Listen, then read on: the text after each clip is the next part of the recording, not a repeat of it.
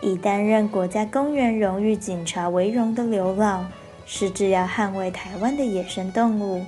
台湾虽小，生物资源却十分丰富，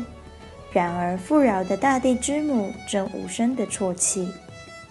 刘老甚至认为，今日所谓的文明，已经不是飞机和大炮，而是倡导大家如何一起维护土地的原野和丛林，拯救地球岌岌可危的生命体。